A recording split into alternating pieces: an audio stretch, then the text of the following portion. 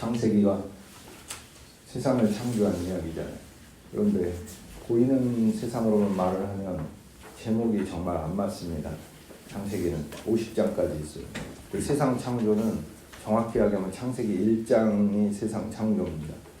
1장에 여섯째 날까지의 창조가 있고 2장에는 제7 안식일이라고 하는 안식과 안식일이라고 하는 두 가지 항목을 하나님이 창조하셨죠.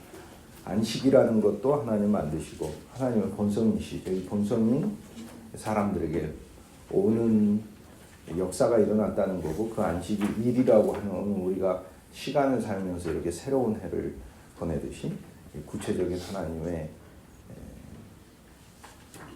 선물하시는 그 역사가 사람들에게 체험되는 우리 주님의 그분의 우리만을 위한 그 영원한 시간이 선물되었다는 거죠. 하지만 창세기 2장은 보이지 않는 창조잖아요. 안식의 창조는. 그래서 우리가 7일 창조다 이렇게 부르지만 물질적인 보이는 것만 가지고 이야기하면 어쨌든 창세기 1장으로 모든 창조가 됐다고 얘기할 것입니다. 창세기는 50장인데 그런데 왜 창세기라고 부를까? 1장의 사건이 너무 강렬해서 그런가? 첫째 날에서 여섯째 날까지가 너무 강렬해서 그런가? 그게 아니라 성경은 보이는 것은 잠깐이요, 보이지 않는 것은 영원합니다 라고 얘기를 하고 히브리서 11장 3절 말씀을 보면 믿음에 대해서 우리에게 이야기를 해주면서 믿음으로 우리는 모든 세계가 할 때 그 세계가 눈에 보이는 세계만 말하는 게 아니라 모든 영역의 세계거든요. 모든 영역의 세계가 말씀으로 이루어진 줄을 안다 라고 얘기하고 보이는 것은 나타난 것으로 되어진 것이 아니니라라고 얘기를 하죠. 우리 눈에 보이는 것은 우리가 확인할 수 있는 것들에 의해서 움직여서 나온 것이 아니라 보이지 않는 것에 의해서 나왔다. 전능하신 하나님의 창조적 능력과 속성, 하나님 그분 자신이다. 그리고 그분 자신이 말씀이고 그리스도다 이렇게 얘기를 하고 있습니다. 성경은 그러므로 이 창세기에서 그 창조라는 것이 보이는 창조가 아니라 하나님 보이지 않는 창조를 정말 의도하셨음을 알 수 있습니다. 창세기가 50장인데 사람들이 가장 많이 등장하는 것은 창세기 11장이에요. 성경에서 제일 많이 등장할 겁니다. 사람들이 모든 민족들의 이름들이 거기 다 나오고 막 그러거든요. 그런데 재미있는 거는 창세기 11장에 그 많은 사람들이 모여서요. 똑똑합니다. 영리합니다. 인류 최고의 발명도 있습니다.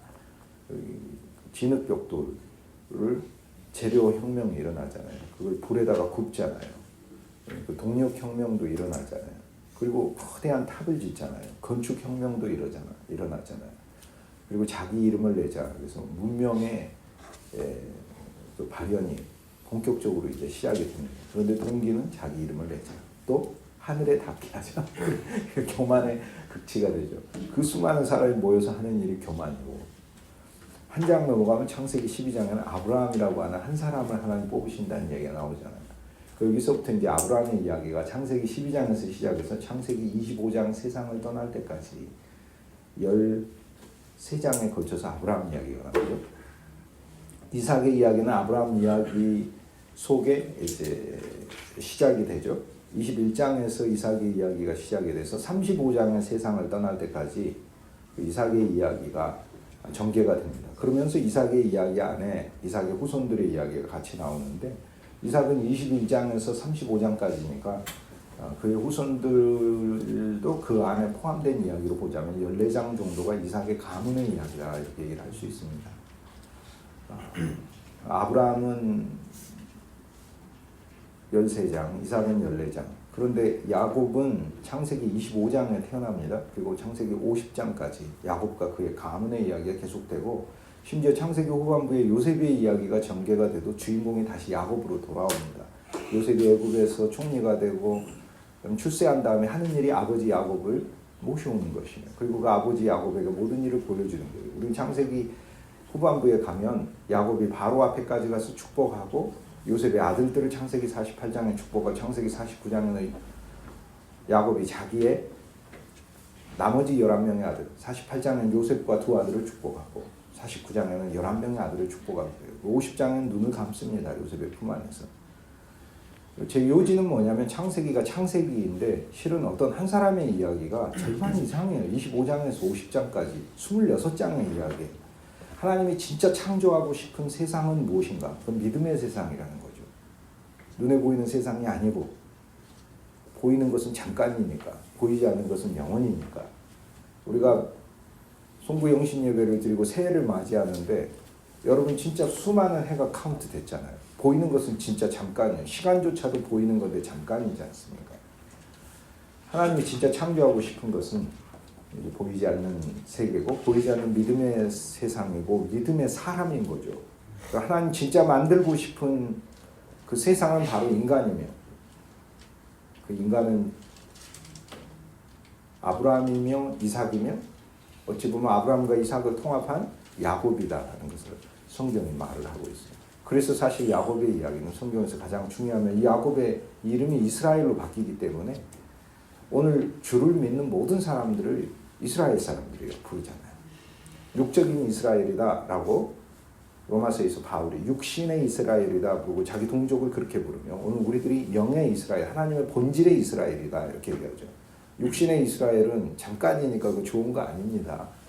물론 그것도 영광스러운 거겠죠. 가시적인 것도 하지만 영의 이스라엘은 영원한 하나님의 본질 속에 속한 존재이기 때문에 훨씬 더 영광스럽죠. 그런데 그 이스라엘이라고 하는 이름조차도 야곱의 하나님으로부터 선물 받은 이름이잖아요. 쉽게 얘기해서 오늘날 믿는 모든 자가 그냥 야곱이다라고 하나 말씀하시는 것과 같다는 거죠. 창세기 28장은 그러므로 야곱의 생애에서 가장 전기가 있는 장이고 제가 늘 말씀드리듯이 하나님의 말씀은 4,000년 전에 야곱의 이야기를 오늘 우리들에게 들려주고 오늘 우리들이 이 말씀을 통해서 또 믿음으로 이 속에 있는 내용을 접하는 이런 초보적 수준에서 넘어가서 어떻게 보면 그건 너무 당연한 거 아니에요? 4,000년 전에 야곱의 이야기가 있고 그 이야기를 우리가 읽으며 믿음으로 내가 야곱의 이야기를 받아들인다. 우리 성경 그렇게 이해하잖아요. 근데 정반대라는 거예요. 말씀이 본질이고 실제이기 때문에 말씀이 야곱의 이야기를 우리들에게 할 때 오늘 우리들은 그림자이고 이 말씀이 변화시키는 능력이 있고 말씀이 존재를 존재케 하는 능력이 있기 때문에 야곱의 이야기를 담고 있는 그 말씀이 그림자인 우리들에게 올 때 우리가 그 말씀 속에 있는 실제의 인물이 우리들에게 적용이 바로 되는 것이지요. 그냥 하나님의 역사로 적용된다는 거예요. 그러니까 오늘 우리들이 가져야 될 믿음은 말씀 속에 있는 그 내용들을 내가 믿음으로 취하는 이 기초적 믿음도 있어야 되겠지만 거기서 한 발자국 더 나가면 야곱을 말씀하시면 예를 들어 그리스도께서 오늘 우리들에게 야곱을 말씀하시면 이 하나님의 말씀 자체가 본질이고 실제이기 때문에 이 말씀하시는 그분의 역사에 의해 말씀의 내용이 나의 실제와 존재가 되는 그 일들을 일으키시구나라는 고백이 오는 우리들이 있어야 된다는 거죠. 그리고 이건 고백만이 아니라 그분이 행하시는 사실이라는 거예요. 영적 세계의 사실이라는 거예요. 그거 얼마나 놀라워요. 그게 얼마나 놀라워요. 사실 근데 오늘 그 우리들의 인식이 여기에서 훨씬 더 전진되고 그러면 너무 감사한 거예요. 우리는 하나님 말씀을 읽어 나가면서 사실 우리가 이 말씀을 믿음을 통해 적용하기도 하지만 그 말씀 자체가 이미 역사에서 우리를 그 말씀 속에 있는 인물로 만들어가고 있고 그 말씀 속에 있는 내용으로 만들어가고 있구나라는 사실을 알게 된다는 거예요. 오늘 창세기 28장 10절에서 22절까지의 말씀인데 제가 새해 첫 주이기 때문에 또 특별히 귀한 공동체이기 때문에 이 말씀 여러분과 함께 우리들에게 그대로 이루어지는 그분의 역사와 비전을 보기 위해서 제가 이 말씀을 골랐습니다. 브엘세바에서 하란으로 야곱이 향해 간다라고 이렇게 돼 있잖아요. 브엘세바는 자기 고향이고 하란은 고생하는 곳이고 이방 땅이고 그렇죠. 오늘 우리들의 삶은 그렇지 않습니까? 오늘 우리들 이 자리가 어떻게 보면 브엘세바죠. 믿음의 자리인 거죠. 그러나 여러분의 일터와 사역과 세상의 현장으로 가면 그곳은 하란인 거예요. 믿는 사람만 있지는 않아요. 브엘세바에는 믿는 사람도 있기는 해요. 많죠. 진짜 잘 믿는 사람도 있죠. 이삭도 있고 그 어머니 리브가도 있고 할아버지 아브라함도 살았던 곳이니까. 그러나 하란 땅은 그러지 않습니까? 않은 곳이죠. 거기엔 친척이 있고 사랑하는 사람도 있기도 하고 그러지만 그 가운데서도 가장 사랑하고 아끼는 사람들에서도 사랑과 상처를 받는 곳이 하란이거든요. 삼촌에게 10번 속임을 당하고 아내들에게도 속임을 당하는 거죠. 자식들에게도 속임을 당하고 고생하는 곳이에요. 이것이 우리 인생의 운명이라는 거예요. 한 곳에 이르러서는 이렇게 돼 있는데 이 한 곳이 이 다음 절에 가보면 베델이라고 부릅니다. 그 다음 말씀을 보면은 여기 보면 이는 하나님의 절이며 여기 하나님의 엘로힘 베트죠. 엘로힘 베트, 벳 엘로힘이죠. 벳 엘로힘. 그리고 이곳을 베델, 줄여서 베델이라 하였더라. 어느 한 곳에 이르렀는데 베델이라고 이렇게 부르지 않습니까? 다시 앞에 말씀으로 가면 이곳의 장소는 그냥 장소예요. 그래서 이스라엘 역사에서 어느 땅보다도 베델은 유명하고 정말 중요한 것인데 왜? 야곱의 비전이 있으니까. 그래서 창세기 28장을 베델의 꿈이다, 베델의 비전이다 라고 부릅니다. 우리가 그렇게 명칭을 부를 수 있어요. 그런데 부를 수 있는데 이곳조차도 그에게는 어느 한 곳으로 시작을 하는 거예요. 어느 한 곳인데 그곳이 베델이 되는 것을 창세기 28장에서 야곱이 체험했다는 거예요. 어느 한 곳이에요. 우리가 사는 모든 어떤 장소들은 그냥 어느 한 곳이에요. 어느 한 곳. 우리에게 새해가 왔는데 이 해가 그냥 어느 한 해가 되는 것이겠죠. 작년은 안 중요했고 재작년은 안 중요했습니까?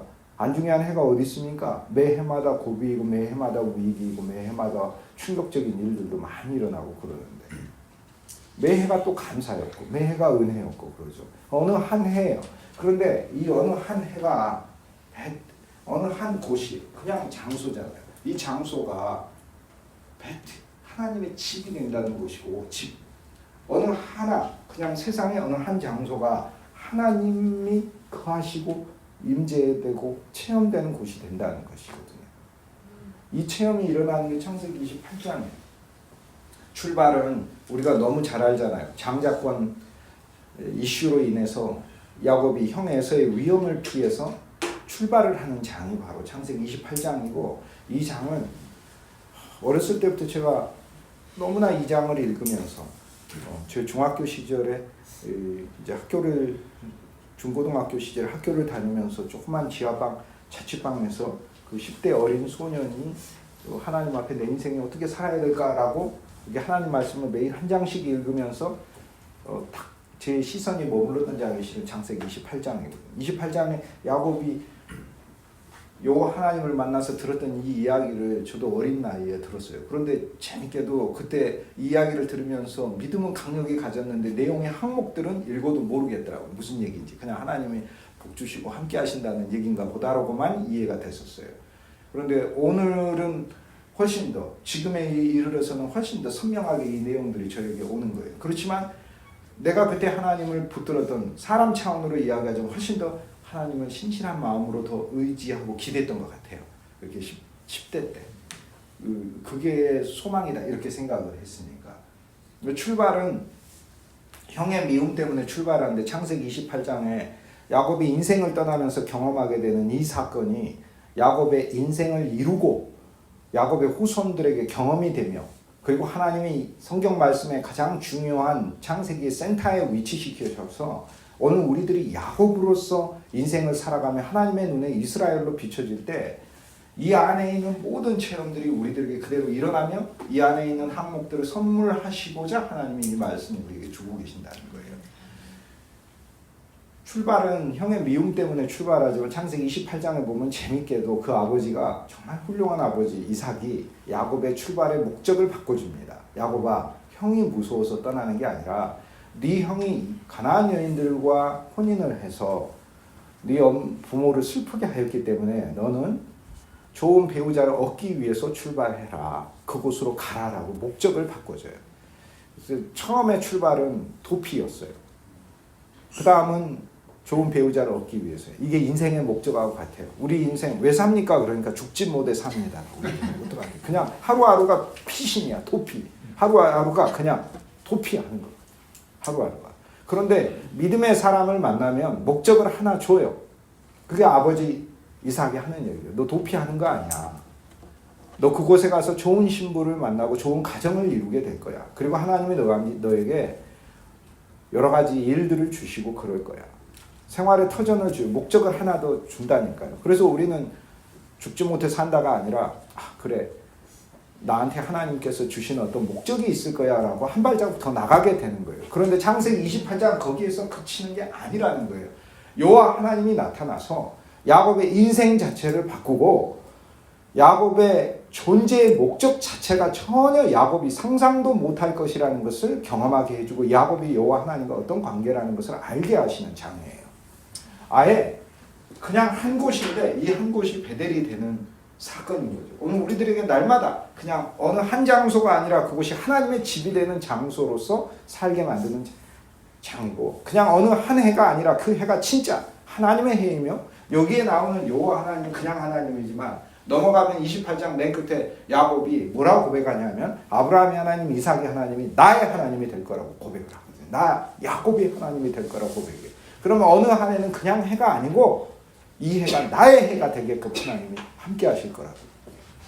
어느 장소가 그냥 장소가 아니라 하나님이 나에게 하나님의 축복과 임재를 경험한 장소가 될 거라고 고백한다는 거죠. 우리가 가져야 될 어떤 기본적인 어떤 그 하나님 말씀에 대한 기본적 인식이기도 하고 하나님의 마음에 대한 우리의 태도이기도 하고 그러고요. 또 성경 말씀의 내용이기도 하고, 그리고 진실로 제가 이 말씀 안에서 소망하는 저의 기본적인 기도이기도 한데, 그것은 무엇이냐면 하나님이 진실로 우리를 축복해 주시기 원하신다는 그것이 얼마나 강력하고 놀라운 것인가에 대해 그리스도인들이 너무 부족하다는 거예요. 그건 여러분을 질책하기 위해서 하는 말들이 아니고 그건 저 자신에 대해서도 하는 얘기예요. 너무나 오랜 세월 동안 하나님 살아계시고 하나님은 일하시고 하나님은 역사하시는 것에 대해서 내가 알고는 있지만 그 하나님의 진짜 의도가 얼마나 우리 자신들을 향해서 풍성하시며 은혜로우시며 긍휼이 무궁하시며 그분의 목적이 얼마나 깊은가에 대한 그리스도인의 인식이 너무 부족하다는 거예요. 죽지 못해 사는 인생이 아니고 어쩔 수 없이 도피하는 인생도 아니고 그냥 삶 속에서 좋은 목적을 이뤄보고 행복한 가정을 이루고 선물들을 얻기 위해서 가는 삶이 아니라 하나님은 아예 나타나서 야곱에게 이 체험을 해요. 자주 그곳에 한 돌을 취하죠. 베개하고 거기 누워 자더니 이 험한 세상에서 유일한 도움은이지 않습니까? 베개. 하나님이 우리에게 주시는 첫 번째 선물이 돌베개예요. 이 돌베개를 무시할 수 없는 거예요. 낮에 온기가 배어 있고 그나마 밤에 잠잘 수 있고 오늘날 우리들이 험한 세상 속에서 하나님께서 구체적으로 위로가 될 수 있도록 주시는 선물이 돌베개이기 때문에 그래요. 그런데 그리스도인의 믿음이 돌베개에 그치면 안 된다는 거예요. 돌을 베개하고 내가 어느 곳에 가든지 외롭고 힘들고 고독한 그 장소에서 하나님이 나한테 내 온기를 보존할 수 있는 돌을 주시고 낮에 따뜻했던 그 온기가 여전히 느껴질 수 있는 그 돌베개 속에 멈추면 안 된다. 하지만 이 말씀을 통해서 하나님은 그는 어느 한 장소이지만 한 돌이 있고 강력한 돌이 있고 그 돌이 머리를 벨 수 있는 베개라고 말씀하고 계시는 거예요. 이 돌이 오늘 우리들에게는 있죠. 우리를 따르는 반석이신 예수 그리스도가 우리 돌이 되시는 거죠. 이 반석은 물도 내시지만 험한 인생 가운데 우리에게 쉼도 주는 거예요.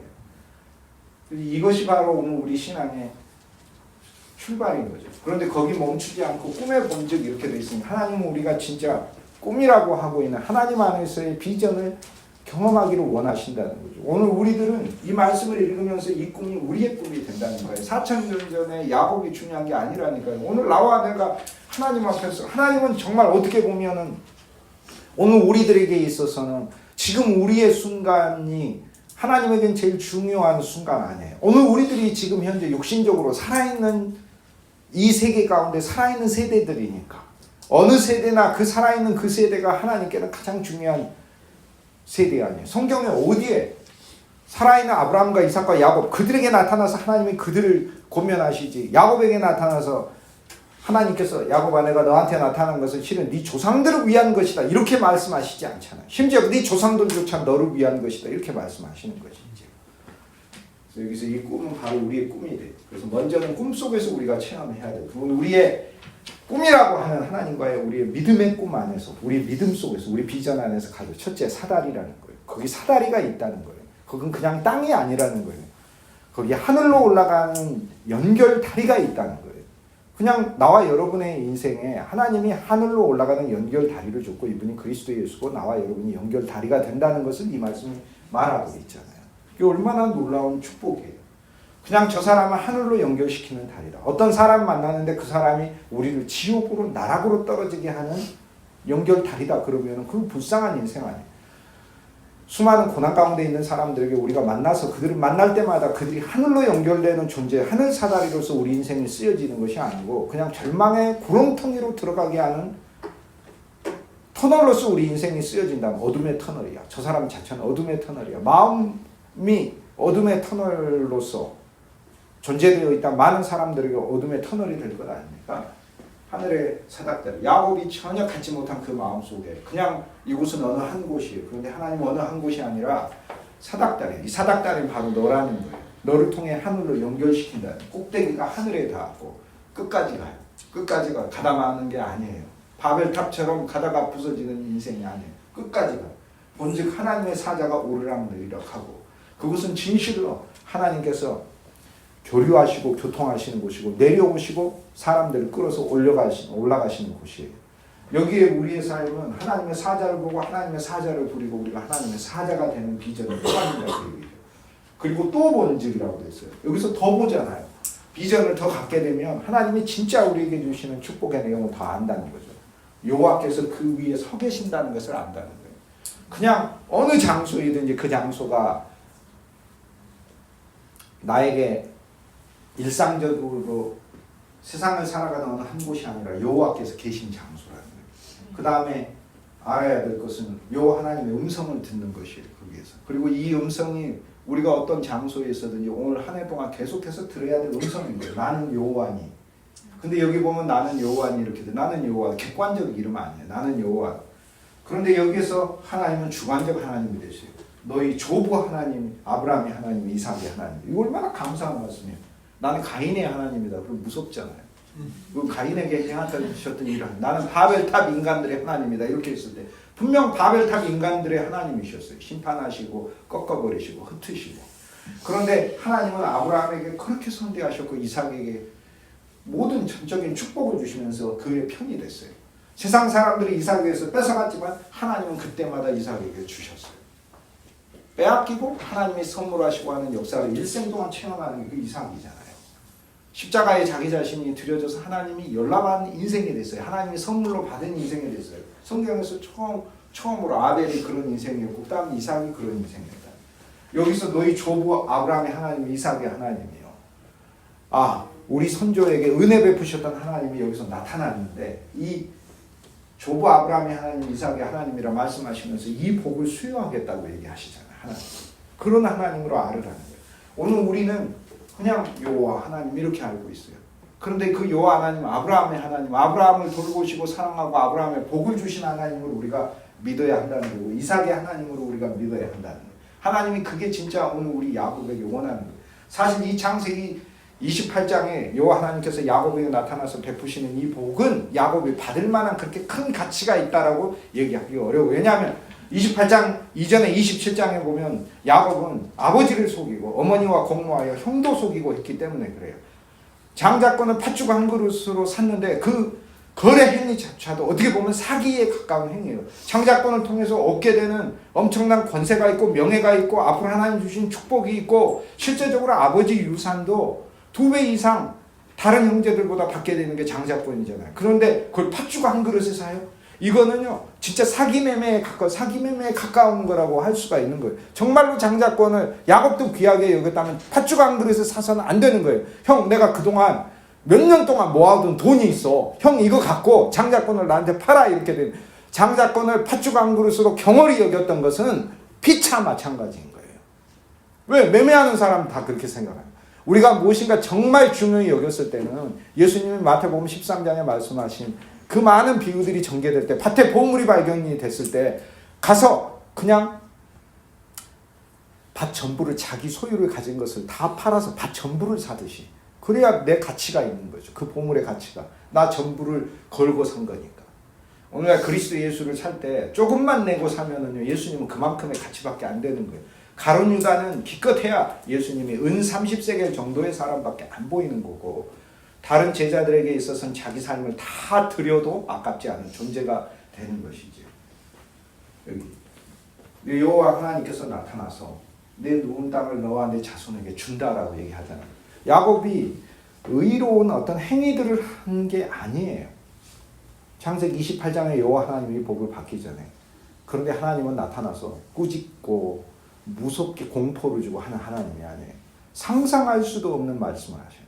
야곱아, 나는 정말 너희 가문의 하나님이고 너의 하나님이다 라고 얘기해요. 네 여기서 누워있지? 이 누워있는 이 땅조차 내가 너한테 줄 것이다.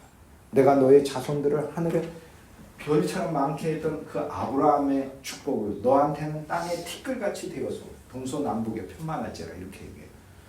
아브라함에게는 하늘의 별처럼, 왜 장막으로 불러내서 장막에서 나오니까 뭐가 있음? 두려운 아브라함이 하늘을 보면서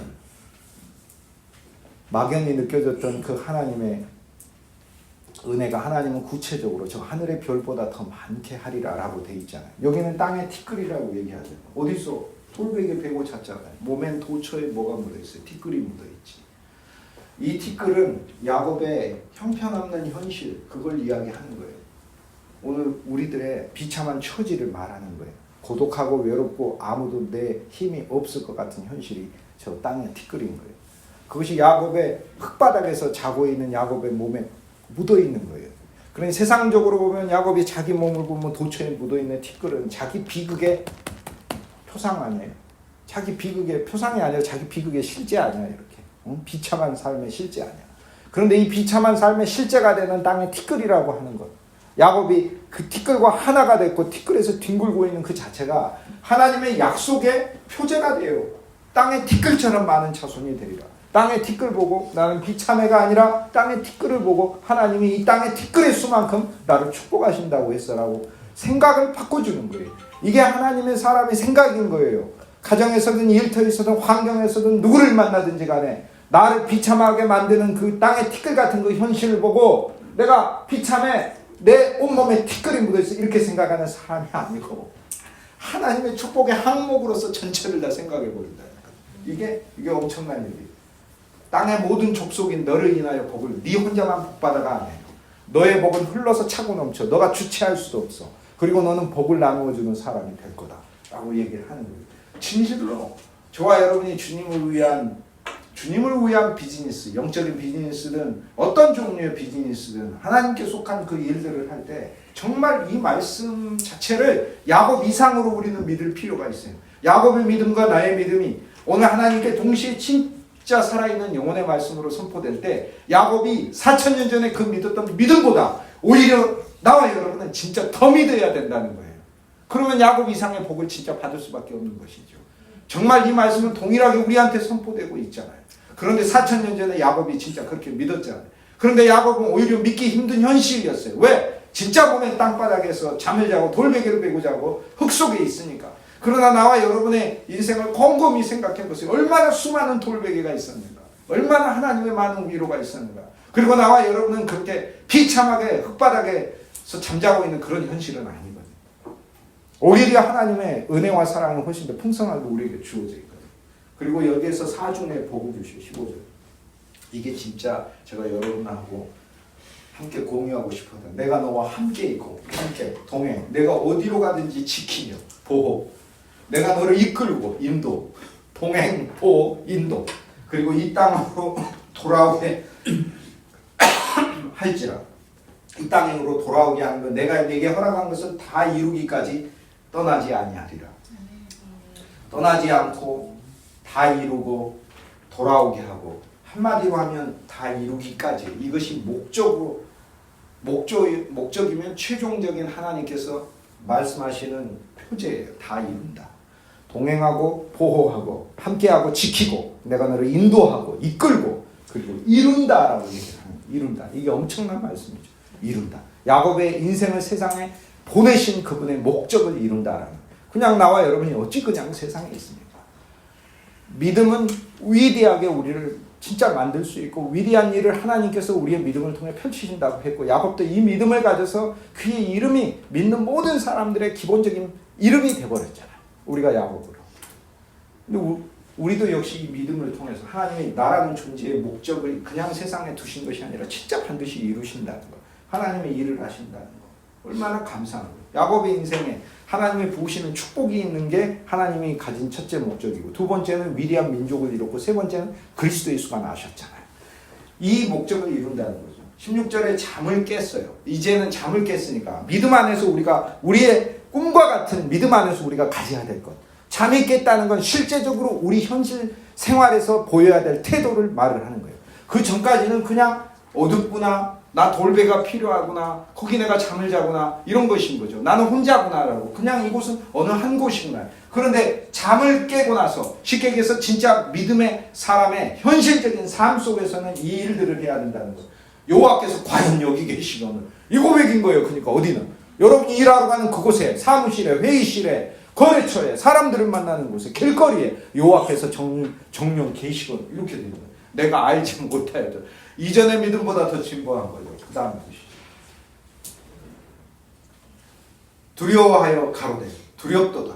하나님을 구약 안에서는 경외함으로 두려워했고, 신약 안에서는 사랑함으로, 우리가 주님을 사랑함으로 그분을 존중하는 것이고, 이곳은 다른 곳이 아니라 하나님의 전이에요. 이곳이 진짜 하나님 집이구나, 내가 하나님의 집 안에 있구나라는 거예요.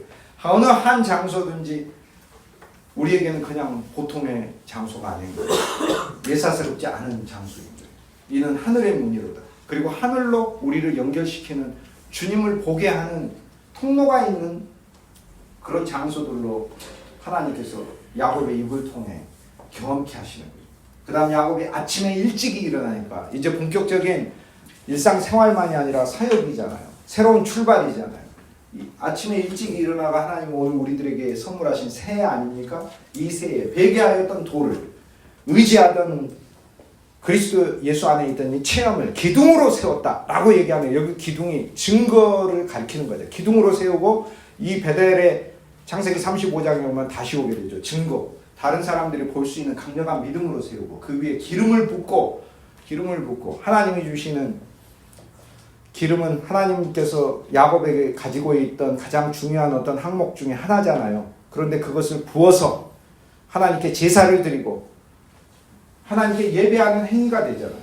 이제 하나님으로부터 돌을 통해서 체험하고, 기둥으로 세우고, 간증하고, 증거하는 인생이 되고, 그리고 감사하는 인생이 됐잖아요. 그도 이름을 베델이라 하여서 하나님의 집이다. 이제 목표가 생긴 거예요. 하나님의 집은 그리스도고, 하나님의 집은 우리고, 우리가 고린도전서 3장 16절 너희 몸이 하나님의 성령의 전인지, 너희 몸이 하나님의 전인 걸 알죠. 우리가 하나님의 집이고, 그 다음 교회이고, 이 공동체가 하나님의 집이고 베델이고, 이전 이름은 루스더라. 이전 이름은 그냥 아몬드 열매라고 하는 빛이라는 뜻이에요. 빛. 이전 이름은 그냥 빛이에요.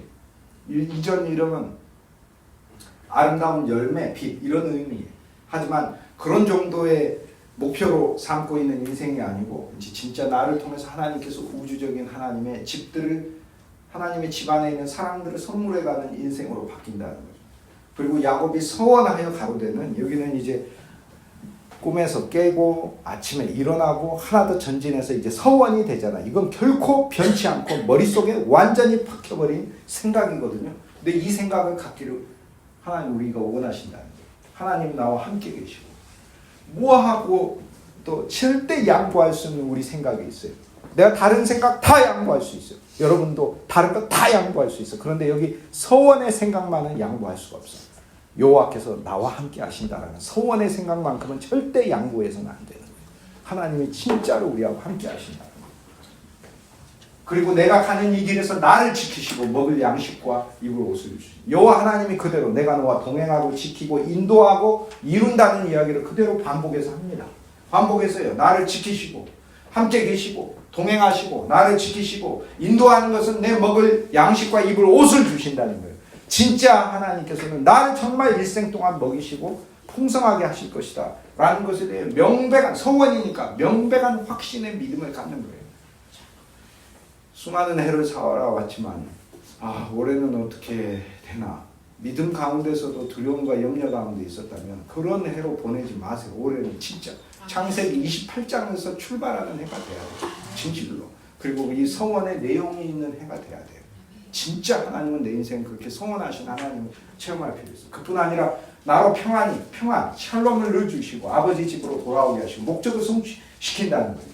그리고 여호와께서는 앞에 아브라함의 하나님, 그냥 나는 여호와, 나는 아브라함의 하나님, 이삭의 하나님, 그게 아니라 나의 하나님이 되실 것입니다.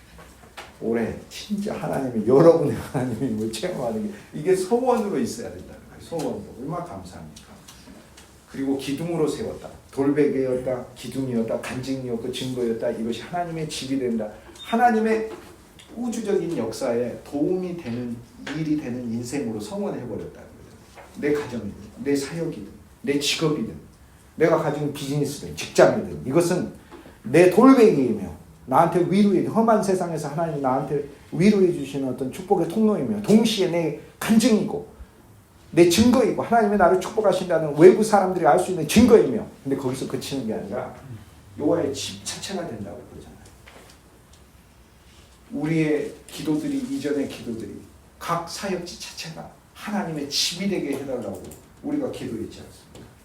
하나님께서 내게 주신 모든 것의 10분의 1을 여호와께 10분의 1을 드린다는 것은 대표적으로 하나님께 다시 다 올려드린다는 것을 얘기하는 거예요. 그 마지막 고백은 뭐예요? 하나님, 모든 게 하나님 것이 다 되게 하겠습니다 라는 고백인 거죠. 제가 이 복을 여러분과 나누고 싶어서 흥분하고 수년 전부터 이날이 오기를 기다리고, 이날은 신년 초에만 제가 전하는 말씀이기 때문에 수년 전부터 이날이 오기만 기다렸습니다. 이거 하나만 기억하십시오. 저는 진짜 그 생각이 생겼어요. 어차피 이 말씀은 똑같이 오늘 우리들에게는 더 명료하게 글로써 주어지잖아요. 야곱 음성으로 들었지만 음성보다도 더 명료한 건 글이잖아요. 여러분 누군가에게 편지를 받을 때와 그냥 말로 들을 때가 또 다르잖아요. 근데 하나님 우리한테 이 편지를 보냈잖아요. 그런데 적어도 4,000년 전에 그 야곱보다는 내가 이 말씀을 더 잘 믿어야 되겠다라는 생각을 합니다. 진실로. 그래서 주님의 나라에서 야곱을 만났을 때 야곱 할아버지가 나에게 동주 형제 나보다 믿음이 더 좋은 것 같아. 이렇게 연호 형제 나보다 더 믿음이 좋은 것 같아. 이렇게 야곱이 우리한테 말할 수 있다. 이 복이 올 한 해 진실로 진짜 하나님의 은혜로 우리가 그리스도의 새 언약 안에 있잖아요. 그분이 우리를 위해 피 흘리셨고 구원을 주시고 영원한 생명을 줬는데, 영원도 주고 생명도 줬는데 왜 이 모든 복을 안 주시겠어요? 정말 올 한 해 이 전체가 다 나와 여러분 속에서 그냥 우리가 잠자든지 깨있든지 우리가 일하든지 이 잠잘 때의 항목, 깨있을 때의 항목, 일할 때의 항목이 다 체험될 수 있게 진심으로 축복합니다. 기도하시겠습니다. 주 예수님 감사합니다. 야곱에게 나타나신 하나님, 오늘 우리에게 나타나셔서 동일하게 말씀하시는데 우리는 야곱 이상으로 주님께 믿음으로 응답할 수 있게 하여 주옵소서. 말씀 안에 우리의 운명을 담아두셔서 감사합니다. 하나님께서 우리와 동행하시고 보호하시고 인도하시고 목적을 성취하시는 당신의 영원한 불변의 언약이 우리의 삶에 씌워졌음을 하나님 앞에 감사할 수 있는 저희를 되게 하시고, 마침내 우리의 삶조차도 가는 길에서 올 한 해도 하나님의 풍성한 은혜들로 선물들로 넘치게 하여 주시고 충만케 하시며 수많은 사람들에게 축복 자체를 공급하는 인생 되게 하시며, 그리고 인생 자체를 주님이 이미 소유하고 계심으로 하나님의 집을 지어가는 우리 모두 되게 하시고, 누구를 만나든지 하늘의 사다리로서 주의 일을 아름답게 수행해가는 귀한 공동체 되게 하여 주옵소서. 우리 주 예수 그리스도 귀하신 이름으로 축복하고 기도합니다. 아멘.